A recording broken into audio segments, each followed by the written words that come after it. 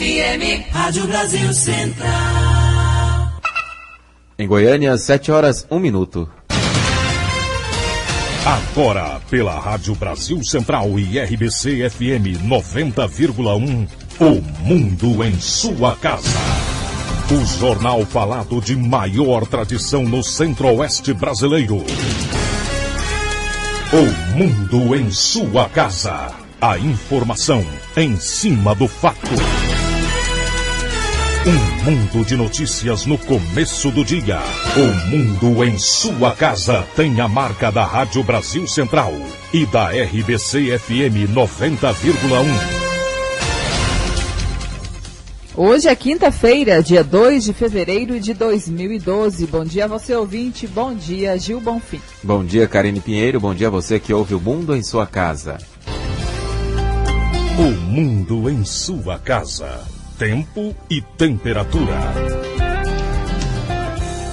A previsão do tempo para hoje em Goiânia é de céu nublado encoberto com pancadas de chuva e trovoadas isoladas. A temperatura máxima pode chegar aos 30 graus. A umidade relativa do ar fica entre 95% e 45%. Neste momento, os termômetros marcam 21 graus em Goiânia. E O Mundo em Sua Casa também é retransmitido pela 101,5 FM de Iporá. O Mundo em Sua Casa. Manchetes dos jornais brasileiros. O Globo, presidente do STF, degradar o judiciário leva à barbárie. Folha de São Paulo, briga entre torcedores mata 74 em jogo no Egito. O Estado de São Paulo, presidente do STF, diz que degradar judiciário é suicídio. Correio Brasiliense, juízes vão ao Supremo por reajuste. Valor econômico, Brasil vai romper acordo automotivo com o México. Estado de Minas, perigo e transtorno em Confins. Jornal do Comércio de Pernambuco, de volta às aulas e ao caos. 0 hora, liminar põe justiça gaúcha sob impasse. Brasil Econômico, Petrobras emite 7 bilhões de dólares, mas investidores queriam 25 bilhões. O Popular Saúde, foco de dengue é 5 vezes maior em condomínios. Diário da Manhã, a doença da falta de higiene. 7h04. O Mundo em Sua Casa. A política em Goiás.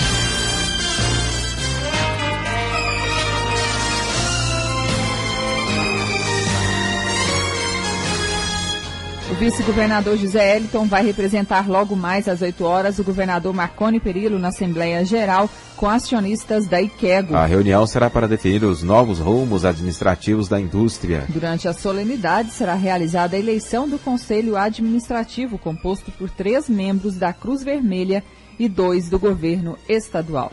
Pré-candidatos do DEM já começam a se preparar para eleições municipais em Goiás.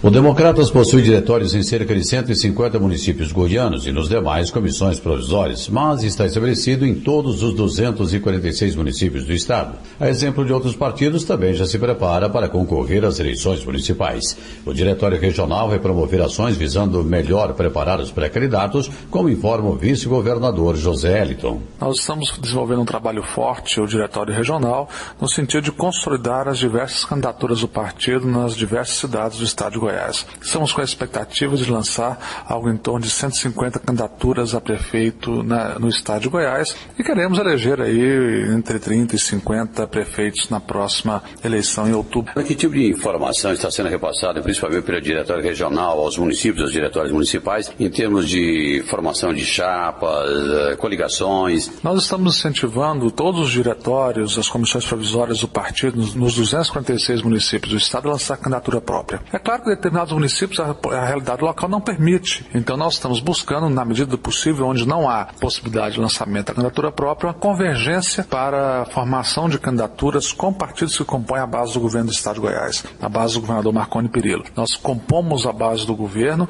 e queremos avançar na consolidação dessa aliança que tem sido proveitosa para os diversos partidos e em especial para a população de Goiás. Além de prefeitos e vereadores, o DEM possui hoje em Goiás 3 deputados estaduais, 1 deputado federal, 1 senador e o vice-governador. Libório Santos, Sistema Brasil Central de Rádio. Agora são 7h06. O mundo em sua casa. Política nacional. O ministro das Cidades, Mário Negromonte, comunicou ao seu grupo político no PP que pedirá a demissão do cargo hoje. A carta de demissão, segundo Negromonte, será entregue à presidente Dilma Rousseff em uma audiência no Palácio do Planalto. A parlamentares, ele reconheceu não ter mais condições políticas e pessoais de ficar no ministério. A situação de Negromonte se agravou na semana passada após a imprensa revelar a participação dele e do secretário executivo Roberto Muniz em reuniões privadas com um empresário e um lobista interessados num projeto do Ministério. O líder do partido na Câmara, Aguinaldo Ribeiro, da Paraíba, é o favorito para assumir o cargo. A ministra do Planejamento, Miriam Belchior, foi internada ontem em São Paulo por causa de uma crise de hipertensão. Ela passou mal pela manhã e voou para a capital paulista, onde foi atendida no Instituto do Coração. Segundo a assessoria da ministra, ela decidiu então fazer um check-up no Hospital Sírio-Libanês. A assessoria também negou que Miriam Belchior tenha sofrido infarto. E o Supremo define que CNJ não tem poder de tribunal. O Supremo Tribunal Federal começou a julgar nesta quarta-feira a ação que pede o esvaziamento dos poderes de investigação do Conselho Nacional de Justiça.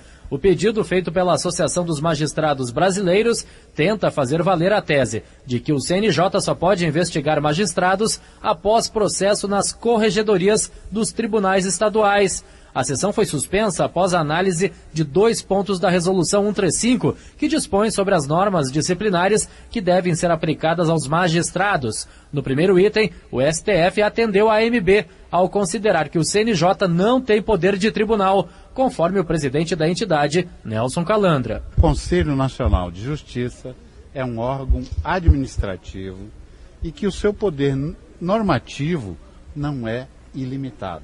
No Brasil, nós já temos 4 instâncias: primeira, segunda, STJ e Supremo.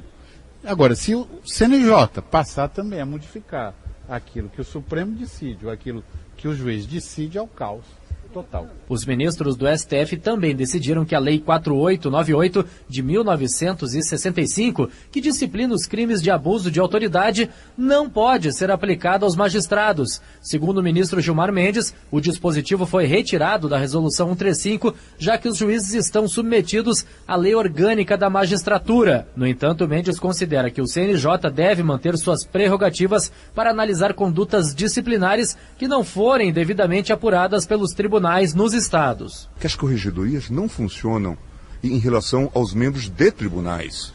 O corregedor em relação ao seu colega desembargador. Aí o CNJ é muito mais efetivo. E nós temos visto esse resultado.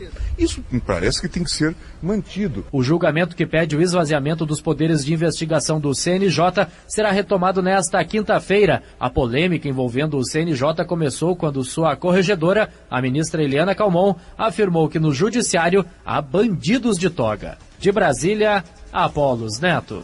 Mais cedo, na solenidade de abertura do ano judiciário, o presidente da Corte, César Peluso, elogiou a atuação do CNJ. Mas ele destacou também que os ministros do Supremo não podem ser pressionados a adotar interpretações que lhes repugnam à consciência. Peluso negou que haja crise no Poder Judiciário. 7h10.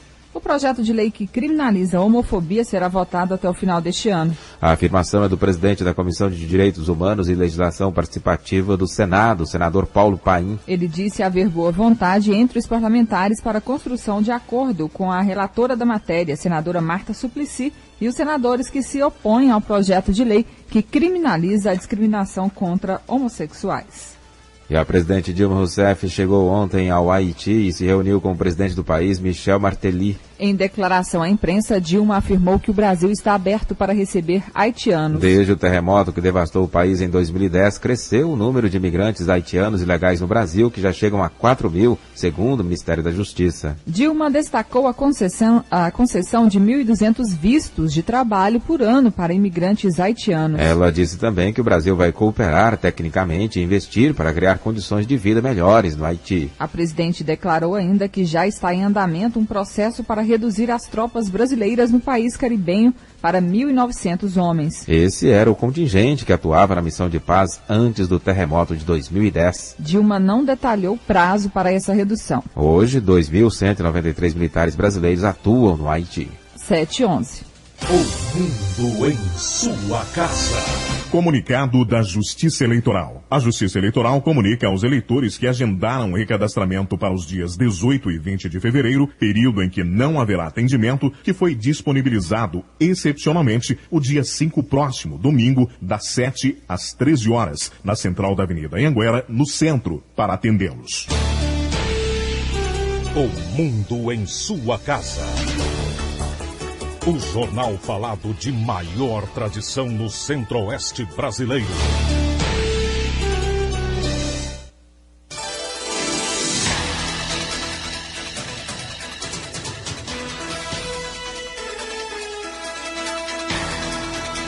Um homem de 70 anos foi preso na tarde de ontem depois de ser flagrado com uma garota de 14 anos em um motel no setor Caraíbas, em Aparecida de Goiânia. A polícia militar chegou ao local após denúncia dos pais da garota. Segundo a PM, a menina recebia presentes como bombons, dinheiro e até um celular para sair com o idoso. A adolescente disse aos policiais que esta foi a primeira vez que eles foram a um motel. A garota afirmou que não queria manter relações sexuais com o suspeito e foi ao motel apenas para dormir com ele. A menina foi levada para o Instituto Médico Legal de Goiânia, onde iria passar por exames para verificar se houve conjunção carnal. O idoso foi detido e levado para o 4º Distrito Policial de Aparecida de Goiânia, onde foi autuado por estupro qualificado. 7h13. Roubo de caminhonete na entrada de um shopping em Goiânia acaba com perseguição, tiroteio, policial baleado e abandono do veículo. Cenas de terror para frequentadores do Bougainville, com trocas de tiros entre um ladrão armado de pistola e policiais na porta do shopping, no início da tarde desta quarta-feira em Goiânia. Após roubar uma caminhonete no Jardim América, o criminoso foi perseguido pela polícia militar. No tiroteio, um soldado foi atingido de raspão na perna e ombro. O comandante do policiamento urbano, Sargento Marcos Cassimiro, dá mais detalhes da operação policial. O veículo era um caráter geral. A caminhonete ela foi roubada mais cedo, feito um 57 na área do Jardim América. E a nossa equipe avistou a mesma aqui com caráter geral. Caráter geral é um veículo roubado, já lançado na rede. Foi o momento que a equipe foi abordar o condutor do veículo. E momento que o mesmo reagiu contra a equipe, vindo a balear um dos nossos policiais militares. Marcos Cassimiro explica por que não houve continuação da perseguição, mas a caminhonete foi encontrada abandonada. Não teve como continuar, porque um dos componentes da equipe foi baleado, foi alvejado. Foi alvejado no ombro e na perna. As equipes do 1º Batalhão, de todas as unidades próximas ou mais longe, vieram para dar o apoio. Foi feito o cerco, mas infelizmente não achamos o autor. A informação do comandante do policiamento urbano é de que a caminhonete foi abandonada na Avenida T30 e que a perseguição continuava. Wilton Vieira, para o Sistema Brasil Central de Rádio. 7h14. E em outro shopping da capital, polícia prende suspeito de estelionato. Estelionatário é preso no shopping Flamboyant ao tentar fazer uma compra de mais de R$6.000 numa loja de eletrônicos usando identidade falsa. Isley Nunes Zumba, de 37 anos, estava com uma carteira de habilitação de um policial civil de Brasília. Ele havia fraudado o documento ao substituir a foto. Os atendentes da loja Fujioka desconfiaram da mutreta e ligaram para a polícia. O delegado André Luiz Abrão, da Delegacia do Consumidor, conduz o inquérito. Está preso e autuado em flagrante por uso de documento falso e por estelionato.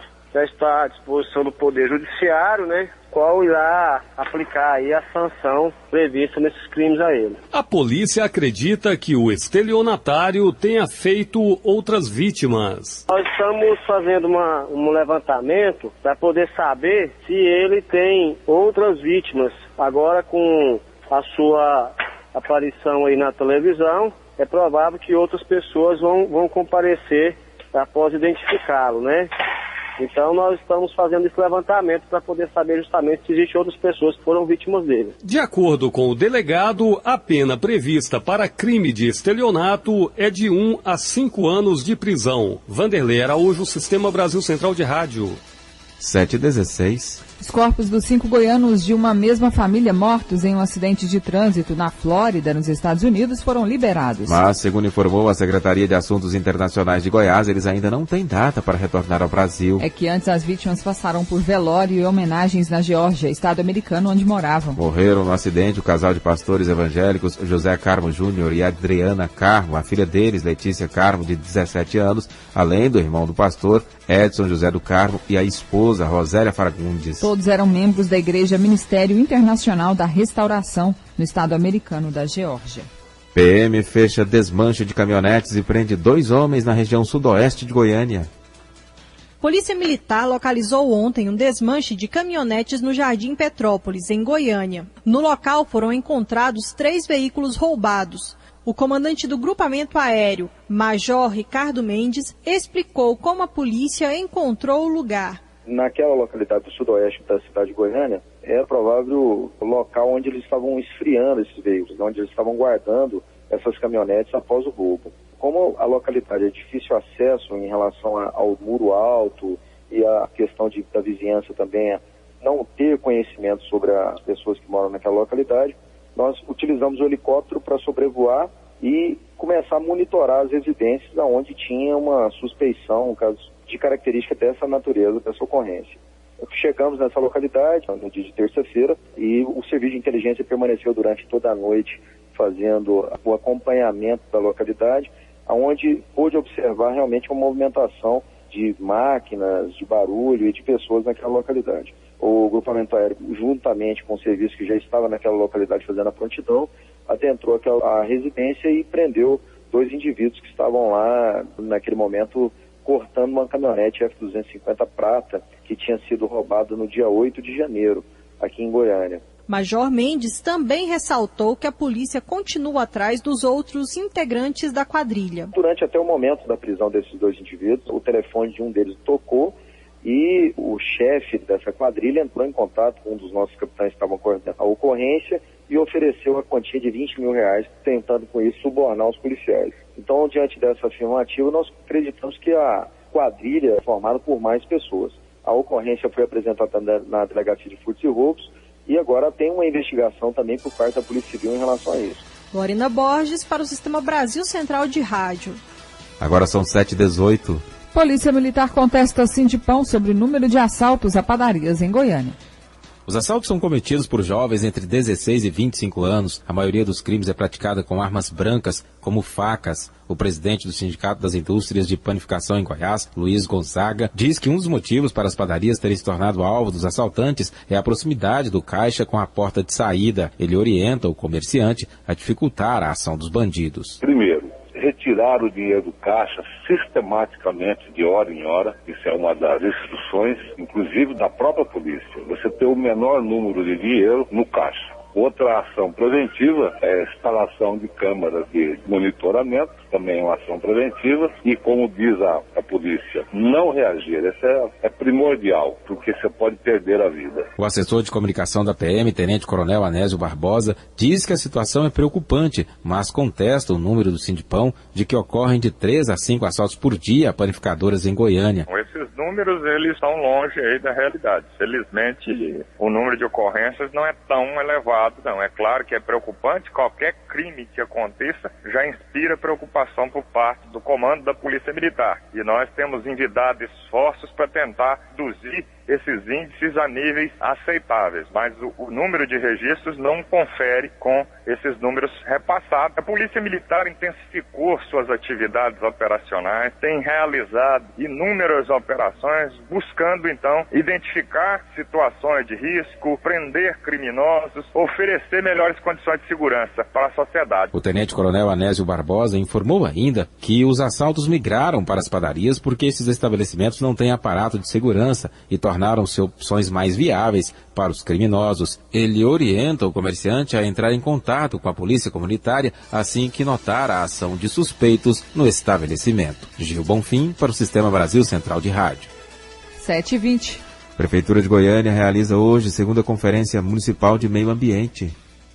De acordo com o presidente da Agência Municipal de Meio Ambiente, Pedro Henrique Gonçalves Lira, o objetivo do evento é discutir e propor metas para Goiânia no contexto de cidade sustentável no Cerrado brasileiro. Durante os debates sobre a vivência urbana na capital, serão levantados temas para serem levados à conferência estadual, que deve ocorrer no próximo dia 9, e a Rio+20, marcada para julho deste ano. O presidente da AMA adianta que entre os principais assuntos em pauta estão a correta destinação dos resíduos sólidos e formas de minimizar os problemas da drenagem do solo. Outra meta é conseguir parceiros para a construção do Parque Natural do Cerrado, em Goiânia. O prefeito Paulo Garcia já tem uma proposta de parque com o nome do Parque do Cerrado, que é ali nas imediações do Paço Municipal. A gente pode, de repente, adotar aquela área como uma prioridade, até porque nós temos ali uma área que tem essa característica para um parque nacional. São 730 metros de áreas de parque, né, entre elas com nascente, cursos de água, com uma vasta característica biológica lá. Então, de forma que é uma obra muito cara e, de repente, a gente conseguindo levantar isso como uma prioridade de governo, seja ele municipal, estadual, nós vamos conseguir aí obter agora recursos da União para a gente fazer a implantação desse parque. Segundo o presidente da AMA, Pedro Henrique Gonçalves Lira, a construção do parque deve custar cerca de 27 milhões de reais. A segunda Conferência Municipal de Meio Ambiente começa logo mais às 7h30 e vai até às 6 horas da noite, no Teatro do Campo 5 da PUC, no Jardim Goiás. Quem quiser participar pode se inscrever gratuitamente no local. Karine Pinheiro, para o Sistema Brasil Central de Rádio. 7h22. Delegado investiga cratera no calçadão da cidade de Goiás.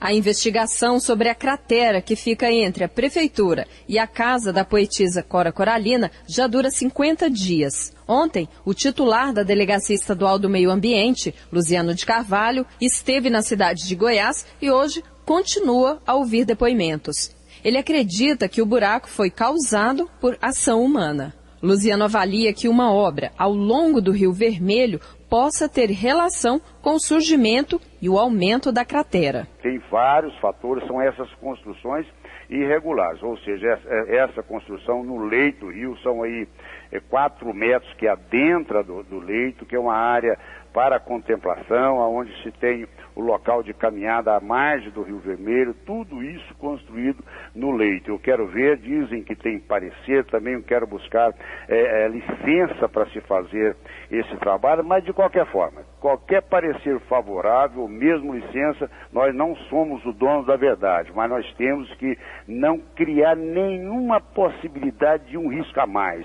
Nós temos que tirar qualquer risco que tem, ou seja, tudo que puder limpar ali, desobstruir o rio, nós temos que fazer isso. Para o delegado, é preciso tomar medidas rápidas para evitar uma tragédia caso as chuvas aumentem. Luziano trabalha para concluir a investigação o mais rápido possível. Depende dos peritos, mas nós queremos adiantar. Agora mesmo, os policiais, eu também tenho aqui engenheiros da própria delegacia, vão fazer já relatórios policiais, nós temos um número muito grande de dados, de informações de populares, de pessoas da cidade. O rio que antes passava no local, devido a essa construção, já está indo para o outro lado, né? A população está realmente preocupada, são muitas denúncias, todos os dias nós recebemos, e é preciso de ter muita clareza em tudo que está acontecendo ali da cidade de Goiás. Riva Cram para o Sistema Brasil Central de Rádio. 7h24. Secretaria de Gestão e Planejamento confirma que vai convocar em breve boa parte dos aprovados nos últimos concursos públicos do Estado, mesmo com as limitações da Lei de Responsabilidade Fiscal. Ainda neste mês, o governo de Goiás convocará 300 aprovados no concurso público da Secretaria de Estado da Saúde, 104 aprovados no concurso da Secretaria de Estado da Educação. Para o IPASGO serão nomeados 4 auditores médicos. Para a Secretaria de Meio Ambiente, serão 45 convocados. Para a Polícia Técnica, 21. Para o Corpo de Bombeiros, serão chamados 10 cadetes oficiais. Quanto à AGECOM, a Agência Goiana de Comunicação, será feita uma análise sobre a necessidade pessoal. Já os concursos públicos da Agrodefesa e da Agência Prisional estão sob júdice. Ao divulgar tais números, o secretário de Estado de Gestão e Planejamento, José Pivec, disse que respeita o direito dos aprovados, mas respeita também a população. E o Estado tem que seguir o que determina a Lei de Responsabilidade Fiscal. Uma comissão formada de membros do governo ainda estuda em vários órgãos a demanda de novos concursos, que serão realizados dentro de 3 anos. O governo estipula uma demanda acima de 27 mil vagas nos órgãos da administração estadual. Jânio Rodrigues para o Sistema Brasil Central de Rádio. Agora são 7h26. Confira agora a entrevista da repórter Riva Cran com o presidente da IQEGO, Olier Alves Vieira. Logo mais, às 8 horas da manhã, a administração da indústria química do estado de Goiás, a IQEGO, será repassada para a Cruz Vermelha. E para falar sobre esse assunto, nós conversamos agora com o presidente da IQEGO, Olier Alves Vieira. Bom dia, presidente. Bom dia a todos os ouvintes aí do programa O Mundo em Sua Casa, da Rádio Brasil Central e da RBC-FM. Presidente, na sua avaliação, essa parceria com a Cruz Vermelha foi a melhor saída para a IQEGO? Foi, Riva. Nós tivemos a felicidade, o governador Marconi Perillo, quando nós viemos para cá em janeiro, ele nos pediu que procurasse um parceiro, ou vendesse a IQEGO ou procurasse um parceiro. E nós fomos procurar um parceiro e ele aprovou depois a parceria com a Cruz Vermelha Brasileira, entendendo que ela é uma entidade humanitária, atua em 186 países do mundo, tem influência no mundo todo. E a IQEGO é um laboratório público que fabrica remédio para os governos. E agora vai fabricar para os governos e também para a Cruz Vermelha, o que é muito bom, tanto para a IQEGO como para o estado de Goiás. E para a própria Cruz Vermelha, que é o primeiro laboratório no mundo que ela se torna parceira. E qual era a situação quando o senhor assumiu a IQEGO? Qual era a situação da empresa? As principais dificuldades? O que o senhor encontrou? É difícil. Há um ano atrás, quando eu assumi a IQEGO, era uma situação complicada. Ela estava endividada, como ainda está, mas ela tinha 84 milhões de dívida e naquela época eu senti como se estivesse entrando num salão escuro sem saber onde estava tomada. Não tinha documento, não tinha certidões negativas de tributos, não tinha o CBPF, que é o Certificado de Boas Práticas de Fabricação, então não podia nem funcionar a indústria. Hoje, um ano depois, nós conseguimos reduzir essa dívida para 58 milhões, renegociamos toda a dívida tributária e a indústria já voltou a funcionar. Já estamos fabricando os remédios antirretrovirais, que é o coquetel da AIDS, para o governo federal. Temos a documentação completa, temos todas as certidões. Então nós já estamos trabalhando. Só que a Cruz Vermelha chegando, ela vai dar um upgrade, ela está trazendo recursos, ela vai investir na IQEGO, vai ajudar a pagar essas dívidas aí para trás com fornecedores. Então vai ser muito bom para todo mundo. E como fica, Olier, contrato de gestão da empresa, né? O que fica a cargo aí da IQEGO e o que fica a cargo do Estado? É bom esclarecer que o Estado continua sendo dono da IQEGO, não foi vendido a IQEGO. O Estado continua sendo 100% dono da IQEGO. Apenas nós estamos fazendo um contrato de gestão com a Cruz Vermelha, que está trazendo, além do recurso que ela vai investir na IQEGO, ela está trazendo profissionais da área. O presidente é uma pessoa de muita experiência, que vai ficar no meu lugar, é o Peter Lauberhammer. Ele é um filho de alemão, mas é paulista, mas ele trabalhou na Bayer do Brasil, na Bayer na Alemanha, na Bayer nos Estados Unidos. É uma pessoa muito influente e muito conhecedora do ramo de laboratório. E assim a diretoria que a Cruz Vermelha está trazendo. Então vai ser bom para todo mundo. Eu vou ficar como representante do governo de Goiás nessa administração como vice-presidente da IQEGO. E vou fazer essa transição, vou acompanhar o dia a dia dessa administração. Então nós, todo mundo, vamos aprender muito com isso e com certeza vai ser bom para Goiás e bom para a IQEGO e bom para a Cruz Vermelha, vai ser bom para todo mundo. E os funcionários da empresa? Eles permanecem? Como é que fica o quadro dos funcionários? Os funcionários permanecem, a Cruz Vermelha está interessada, inclusive, em aumentar esse quadro. Evidentemente que todo mundo tem que se enquadrar no esquema, tem que trabalhar, né? Então, se alguém se sentir incomodado, pode até sair, mas a tendência é todo mundo ser absorvido, sabe? Essa é a política deles, eles não querem chegar mandando ninguém embora. Presidente, nesse primeiro momento, o senhor já tem uma ideia aí dos investimentos iniciais da Cruz Vermelha? Inicialmente, a Cruz Vermelha está investindo 22 milhões. Esse recurso, nós fizemos um plano de aplicação IQEGO e Cruz Vermelha, vai pagar, evidentemente, as dívidas mais urgentes, sabe? Mas ela serve para investimento, para comprar matéria-prima, para fazer o que a indústria necessitar, sabe? Ok, nós conversamos com o presidente da IQEGO, Olier Alves Vieira. Presidente, muito obrigado pelos esclarecimentos. Obrigado a você, Riva, obrigado a todos os seus ouvintes. Um abraço. Agora são 7h30. A Agência Goiana do Sistema de Execução Penal quer reduzir custos com presos e aumentar taxa de ocupação dos reeducandos. Para isso, a AGECEP vai firmar um convênio com a Embrapa para a implantação de projeto que prevê o aproveitamento de quase 50 alqueires de área agricultável no terreno do complexo prisional em Aparecida de Goiânia. A empresa brasileira de pesquisa agropecuária deve colaborar com o estudo e aproveitamento do solo. A previsão é de que no local sejam cultivados arroz, milho, soja e ainda haja criação de gado, suínos, aves e peixes. De acordo com o presidente da Agência Goiana do Sistema de Execução Penal, Edemundo Dias de Oliveira, a ideia é tornar o presídio autossustentável, reduzindo os custos com os reeducandos. Nós pretendemos transformar aquilo num celeiro de produção para ajudar na autossustentabilidade do próprio sistema, na cozinha do sistema. Hoje a cozinha está terceirizada, isso aumenta o custo do preso com o item da alimentação. Hoje o custo com o preso aqui está na faixa de R$ 1.500 e nós queremos reduzir isso. A previsão é de que este convênio, juntamente com os já existentes, como o que foi firmado recentemente com a OVG para a fabricação de cadeiras de rodas, aumente a taxa de ocupação dos presídios goianos para 70% até 2014. Além de aumentar o índice de ocupação, que atualmente é em torno de 30%, o novo convênio também vai permitir a reintegração social do reeducando, conforme explica Edemundo Dias de Oliveira. Nós queremos transformar o complexo prisional de Aparecida de Goiânia não no local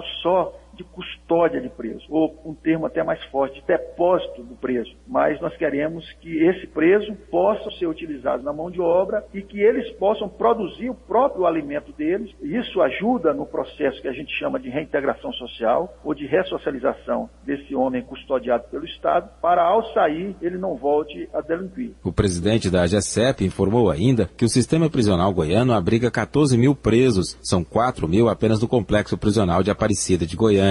O convênio com a Embrapa vai ser firmado no próximo dia 13. Gil Bonfim, para o Sistema Brasil Central de Rádio. 7h32. Acordo no Ministério Público garante exame de DNA gratuito à população. É legal ter pai é o nome da campanha lançada pelo Ministério Público, que tem como objetivo mostrar à população de todo o estado que hoje é possível realizar o exame de DNA de forma totalmente gratuita.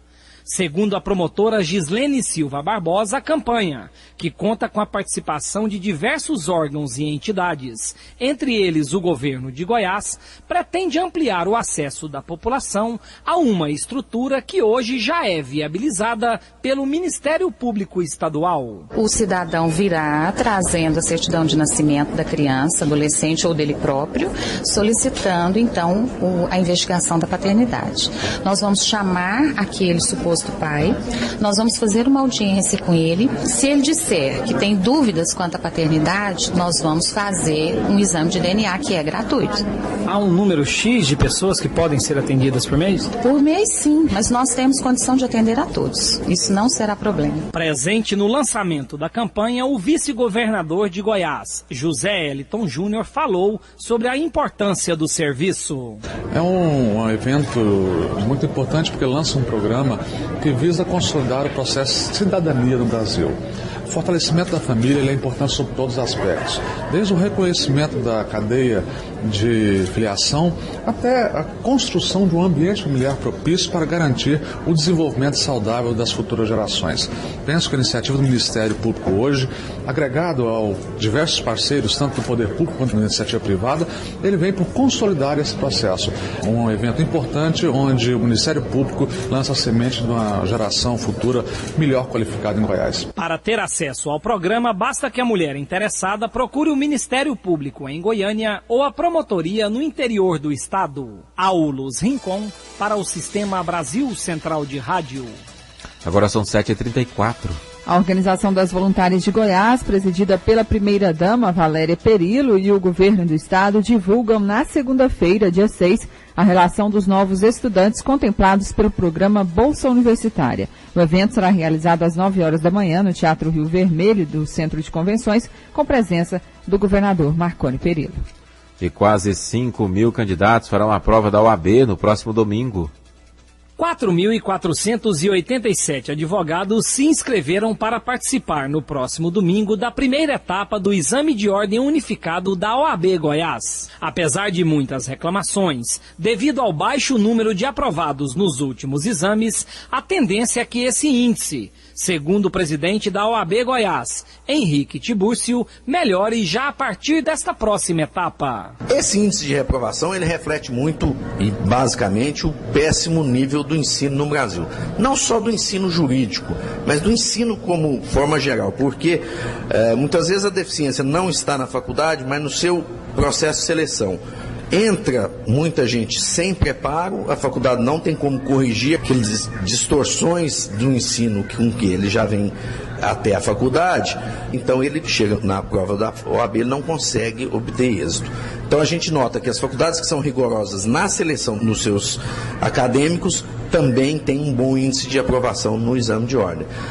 Mas isso tem melhorado. As provas também têm melhorado na forma da sua elaboração, é um processo contínuo isso, a OAB se preocupa com isso, tem um corpo de juristas aí notáveis que sempre estão revisando, também colhemos sugestão das faculdades, no sentido de aprimorar cada vez mais a prova. E o último exame teve um índice de aprovação recorde no Brasil, melhor do que todos os outros que já foram feitos. Então isso é sinal de que tanto o exame está melhorando, como a qualidade dos candidatos também tem melhorado. As provas que serão realizadas em Goiânia, Anápolis, Itumbiara, Jataí e Rio Verde acontecem a partir das 2 da tarde. Aulus Rincon para o Sistema Brasil Central de Rádio.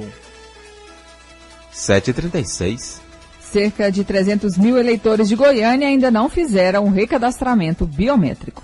Faltando um mês para o fim do prazo para o recadastramento biométrico, apenas 64% do eleitorado goianiense já está recadastrado.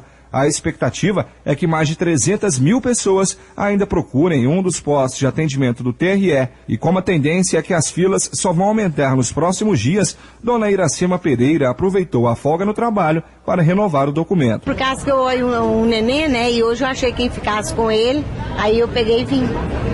Foi rápido? Como foi. Eu fui a primeira.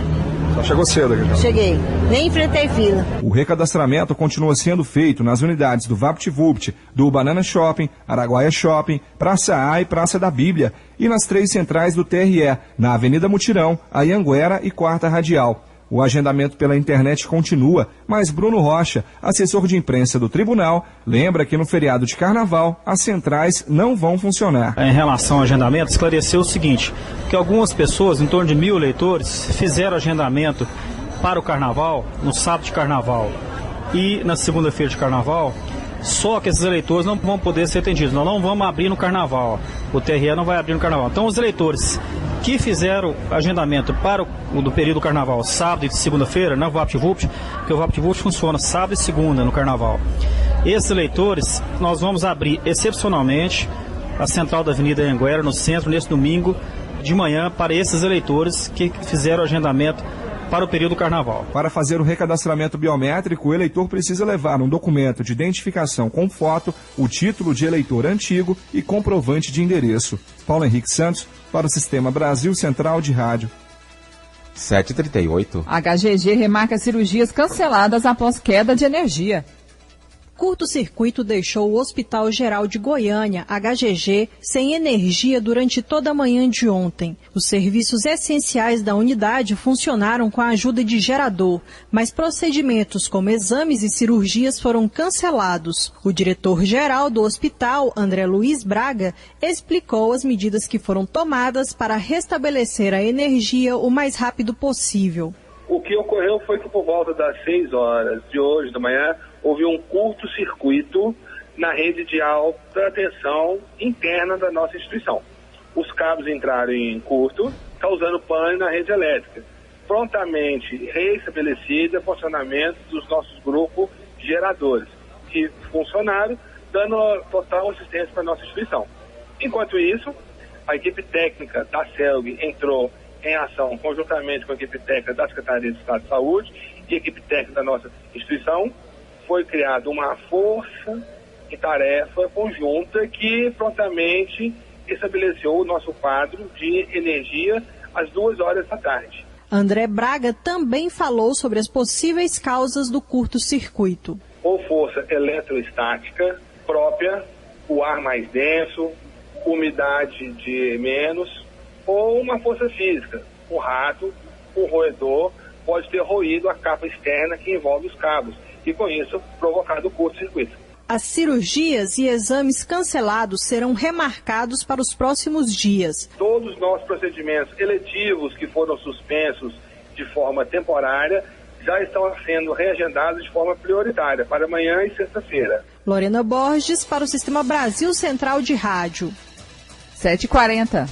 Começam a valer novas regras de convênio com o IPASGO.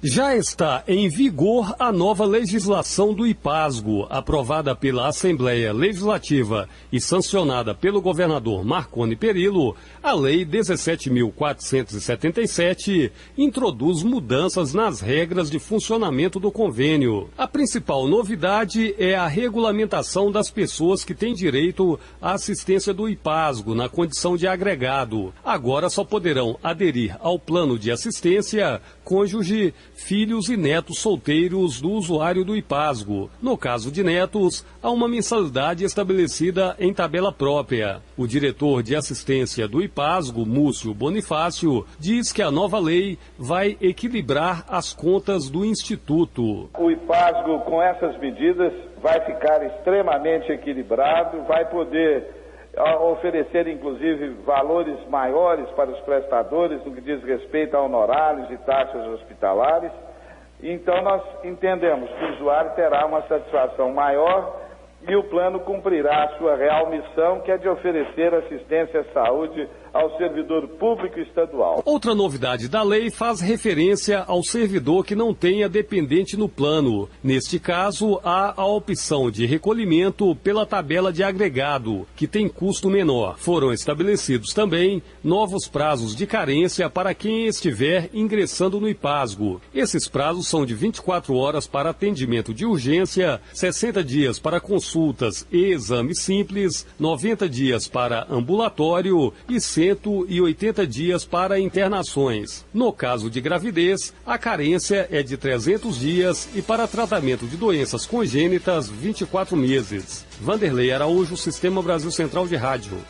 7h42. O índice de infestação da dengue em condomínios horizontais fechados próximo a GO 020 na saída para Bela Vista é 5 vezes maior que o registrado em Goiânia. Nesta semana, a Secretaria Municipal de Saúde vistoriou 1.200 casas nessas localidades e encontrou focos do transmissor da doença em 6,4% das residências. O percentual de incidência na capital é de 1,2%, conforme dados do último levantamento de índice rápido do Aedes aegypti. A proporção de habitações com a presença do mosquito coloca esses conjuntos de moradias em situação de surto. Contratos de subdelegação dos serviços de esgotamento sanitários são discutidos no Ministério Público. Durante a audiência pública no auditório do Ministério Público Estadual, o presidente da Saneago, Nilson Freire, apresentou justificativas para a subconcessão dos serviços de esgotamento sanitário nas cidades de Rio Verde, Aparecida de Goiânia, Trindade e Jataí. Segundo ele, a licitação para a transferência do serviço nestas cidades, prevista para acontecer no próximo dia 20 de março, será benéfica tanto para os municípios quanto para o Estado. Foram 5 anos e nós investimos 1 bilhão. Só para essas cidades nós precisamos de 1 bilhão. Então, no mesmo ritmo de investimento, a gente chegaria à universalização, só que gastaria 40 anos. E os municípios não vão esperar 40 anos. Estão previstas a universalização em 5 anos. A importância é o cumprimento, dos planos municipais de saneamento de 4 grandes municípios, que prevê aí a universalização do sistema de esgotamento sanitário em até 5 anos. O presidente da Saneago afirmou ainda que, ao contrário do que temem os sindicatos, a concessão dos serviços à iniciativa privada não trará qualquer tipo de prejuízo para os servidores da empresa. Aulos Rincon para o Sistema Brasil Central de Rádio. 7h44. Times da capital se dão bem na rodada do Goianão. As notícias do esporte a seguir com José Calazans. O mundo em sua casa. Se a sua empresa busca reconhecimento, anuncie em uma emissora de credibilidade. Rádio Brasil Central 1270. AM, ondas curtas e tropicais. A certeza de resultado. Qualidade com alcance em todo o território nacional. Ligue 3201-7686. Rádio Brasil Central. Comunicando com o mundo. O mundo em sua casa tem a marca da Rádio Brasil Central e da RBC FM 90,1.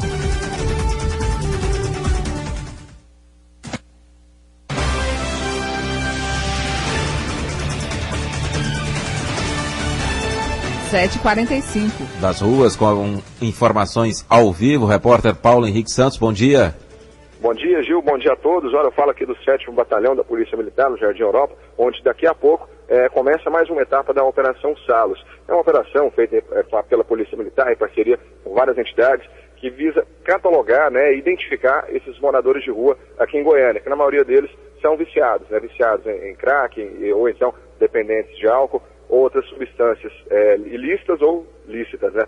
Sobre esse assunto, eu vou falar agora com o Tenente Coronel Márcio Gonçalves de Queiroz, que vai nos dizer, Coronel, nessa etapa da Operação Salos, qual região aqui de Goiânia que vai receber essa visita da polícia? Bom dia. Bom dia. Olha, nós estamos aqui na área do 7º Batalhão, né, aonde fica essa região sudoeste aqui da capital, abrangendo aqui desde do setor sudoeste, Cidade Jardim, Jardim Europa, Novo Horizonte, indo até o Morro do Mendanha. Então, nosso pessoal já mapeou onde comumente ocorre a aglomeração dessas pessoas, né, na situação aí de viciados, né, que moram na rua, e já estão pontuados, então eles irão até esses locais para buscar essas pessoas, para que possamos conduzi-las ao Instituto de Identificação e fazermos aí pegar, né, os seus dados, porque a maioria das pessoas não possui nenhum tipo de documento, então eles estão realmente numa situação de perda da identidade social, porque se acontecer qualquer coisa, não é possível nem saber qual a origem dessa pessoa, o nome correto, porque entre eles mesmos muitas vezes sabem apenas dos apelidos entre si. Coronel, nessa região aqui do 7º Batalhão, tem a região do Dergo, que sempre é uma região problemática em todos os sentidos, né? Exatamente, ali como no centro temos o terminal rodoviário ali da Praça do Trabalhador, nós temos ali perto do Dergo o terminal rodoviário de Campinas. E ali, devido à movimentação ser diuturna, nós temos ali uma grande concentração dessas pessoas ali que passam a noite ali praticamente, durante o dia, perambulando, fazendo o uso de drogas, perturbando as pessoas, cometendo pequenos delitos, pequenos furtos e causando ali um certo transtorno para os comerciantes, que ali nós temos vários estabelecimentos, nós temos hotéis que funcionam em razão do terminal rodoviário. Temos também a região do São Francisco, que ali nós temos alguns motéis naquela região e atrai um tipo de público ali, porque ali nós temos prostituição, nós temos o tráfico de drogas, nós temos várias situações que permeiam esse problema do qual nós estamos desenvolvendo esse trabalho aí em parceria com vários segmentos. E, Coronel, desde o início, né, quando o início do ano, quando essa operação foi deflagrada, o trabalho mostra que muitas dessas pessoas que vivem na rua têm mandado de prisão, estão envolvidos com a criminalidade, e isso já é uma função da polícia, né? Exatamente. Então, essa abordagem que nós fazemos inicialmente, nós buscamos identificar essas pessoas, né? Quem são, se possuem já passagem pela polícia, se existe, elas estão devendo algo para a justiça, talvez tenham um mandado de prisão em aberto contra elas, e aquelas que não têm nenhum problema, nós pegamos e encaminhamos elas para a identificação, onde é colhida ali as impressões digitais, feita a identificação do nome, a origem, porque em caso de necessidade, muitas das vezes pode ser até pessoas que padecem de problemas mentais e extraviou, que é saber que no Brasil muitas pessoas somem aí e não conseguem identificar. Porque aqui nós achamos pessoas de outros estados, de outras cidades, pessoas que estão aqui há 1 semana, 3 dias, 9 anos, 8 anos. Então realmente é muito intrincado essa questão da presença dessas pessoas moradores de rua. Então esse trabalho é justamente para identificar e fazermos, e posteriormente aqueles que desejarem, já que não existe o caráter de obrigatoriedade de serem internados lá na casa da acolhida ou fazer o tratamento. Aqueles que quiserem são encaminhados. Os que não, infelizmente, volta à situação anterior. Coronel, a polícia sabe que esse trabalho é muitas vezes enxugar gelo, né? Retira de um lugar, eles voltam, né? Porque não existe internação compulsória no Brasil e essas pessoas geralmente são viciadas, né? Exatamente, nós fazemos esse trabalho, mas nós percebemos que no mês de janeiro só, registramos 3 crimes envolvendo esses moradores de rua, esses viciados aí, aonde 2 já tinham sido catalogados já naquela primeira fase da Operação Salos, que foi no dia 10 de janeiro, e o outro não, porque nós tivemos 2 homicídios envolvendo de um roubo de um carro. Quer dizer, eles praticam determinados roubos, agridem a sociedade, praticam a violência. E muitas das vezes, quando a pessoa é vítima desses moradores de rua, porque eles são pessoas sem identidade. Foi um desses moradores de rua, um desses viciados, drogados e etc., o pessoal assim rotula. Então, com essa base de dados, é mais fácil fazermos a identificação dessas pessoas, não só no aspecto de segurança policial, bem como no aspecto social, igual eu salientei, né, que são pessoas desaparecidas que estão perambulando aqui em Goiânia. Muitas vezes os familiares procuram ir em determinado local e ele pegou uma carona, ou ele veio parar aqui em Goiânia e... como eles não conseguem o contato, que muitas vezes não portam nenhum documento, eles estão aí sem essa identidade, então dificulta o trabalho de apoio a essas pessoas. Então é isso. Falamos com o Tenente Coronel Márcio Gonçalves de Queiroz, sobre a Operação Salos. Bom dia, Coronel. Bom dia, eu que agradeço. Gil? Agora são 7h50. O mundo em sua casa. Um mundo de notícias no começo do dia.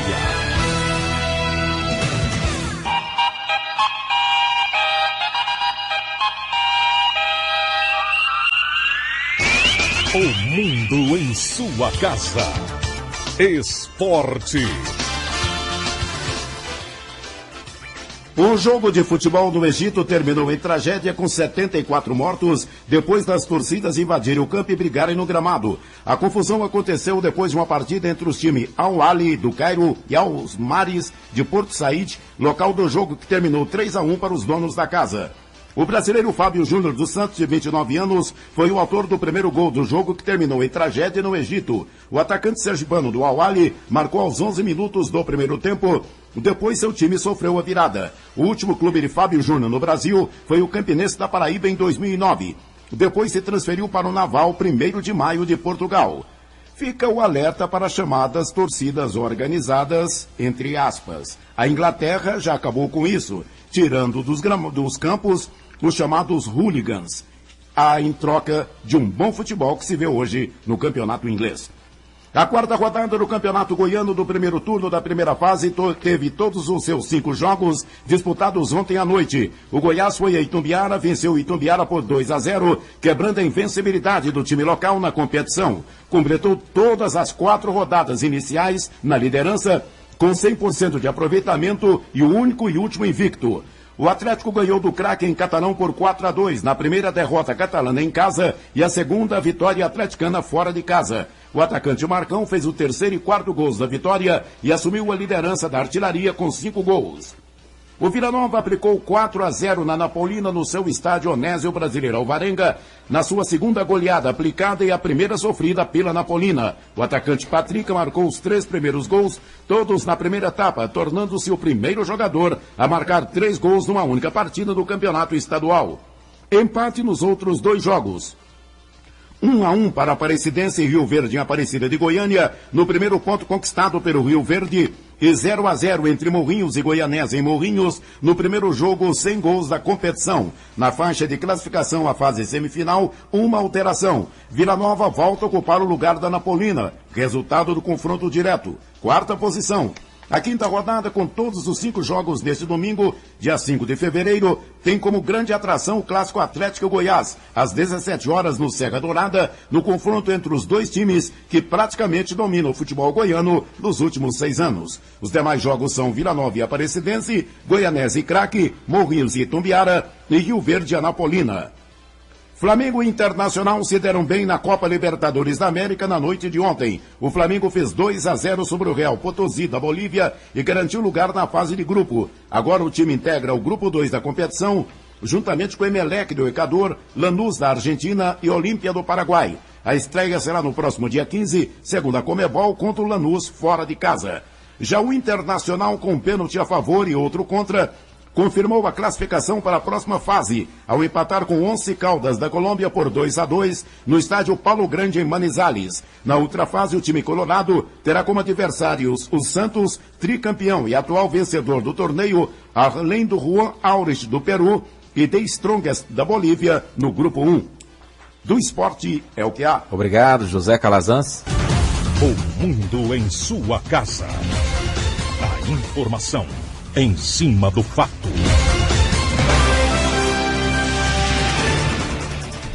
Ministério Público discute problemas e soluções para a reforma agrária em Goiás. Ministério Público Federal em Goiás promove audiência pública com o tema Programa de Reforma Agrária no Estado. A finalidade da discussão é tratar de assuntos relacionados ao Programa de Reforma Agrária Estadual. O Procurador da República, Ailton Benedito de Souza, relaciona os principais desafios. Sobretudo, regularizar a reforma agrária aqui no Estado de Goiás sobre aspectos patrimonial, ambiental e social. Porque hoje o que há é um contingente muito considerável de pessoas que estão assentadas, mas sem acesso aos serviços públicos que deveriam estar sendo ofertados a essas pessoas. Há um contingente também considerável de pessoas acampadas, para as quais deveria as instituições públicas encarregadas da reforma agrária tomar medidas para assentar essas pessoas. E a atuação do Ministério Público Federal nessa matéria, em todas as suas dimensões, desde a tutela do patrimônio público, a tutela do meio ambiente, a tutela dos direitos do cidadão. Esse é o foco dessa audiência pública, na qual as instituições que atuam na matéria vão estar presentes e expor o que está sendo feito, o que deixou de ser feito, o que será feito daqui para diante. Para o Procurador dos Direitos do Cidadão, não basta distribuir terras. A mera distribuição de terra não se constitui reforma agrária nos termos da Constituição Federal e da legislação vigente.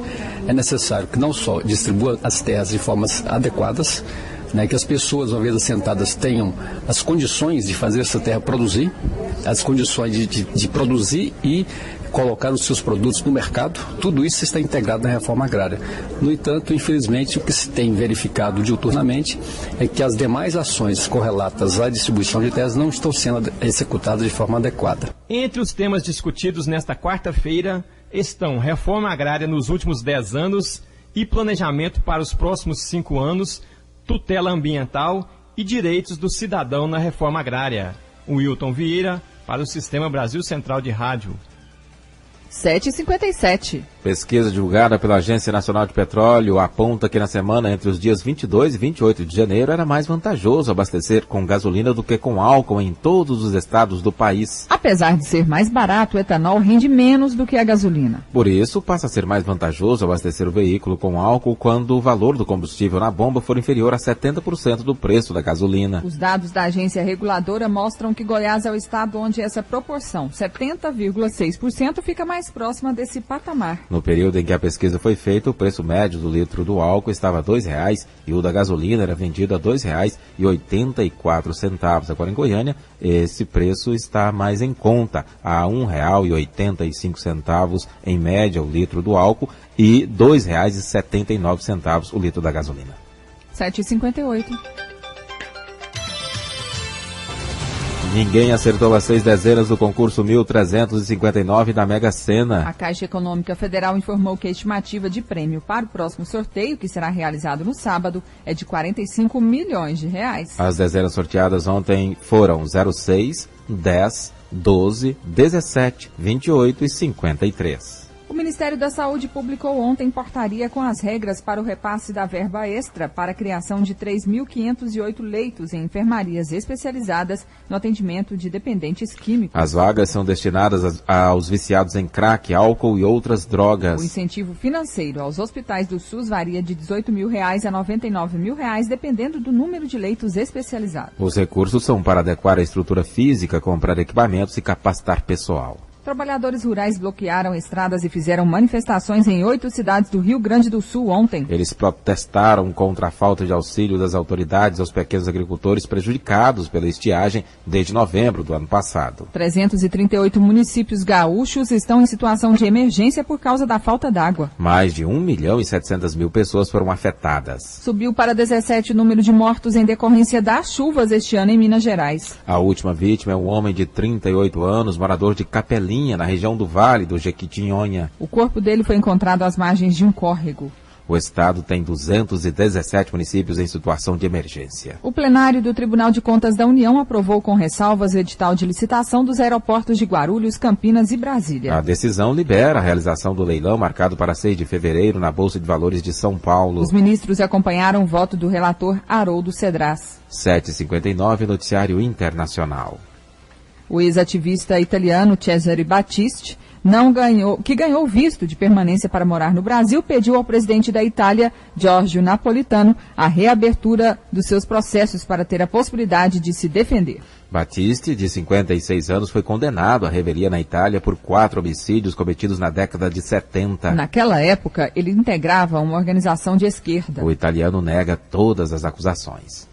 E pelo menos 5 pessoas morreram e 27 ficaram feridas ontem num atentado com uma motobomba na Colômbia. O ataque aconteceu em frente a uma estação de polícia no município colombiano de Tumaco, no litoral do Pacífico. Ainda não se sabe quem foi o responsável pelo atentado. Pontualmente, 8 horas em Goiânia, termina aqui mais uma edição de O Mundo em Sua Casa, que teve a apresentação de Karine Pinheiro e Gil Bonfim. Redação e edição, Ada Mendes, Antônio Correia, Marcelo Cabral e Wendel Franco. Direção de estúdio, Luzeni Gomes. Chefes de reportagens, Ione Chagas e Almir Costa. Operação de áudio, Thaís Oliveira. Central técnica, Altair José. Gerência do Sistema de Rádio, Suede Barbosa. A direção de tele e radiodifusão é de Abadia Lima. O Mundo em Sua Casa volta amanhã às 7 da manhã. Obrigado pela sua audiência e até lá. Bom dia, Karine. Bom dia, até amanhã. Este foi, pela Rádio Brasil Central e RBC FM 90,1, O Mundo em Sua Casa. O jornal falado de maior tradição no Centro-Oeste brasileiro. O Mundo em Sua Casa. A informação em cima do fato. Um mundo de notícias no começo do dia. O Mundo em Sua Casa voltará sempre com a marca da Rádio Brasil Central e da RBC FM 90,1.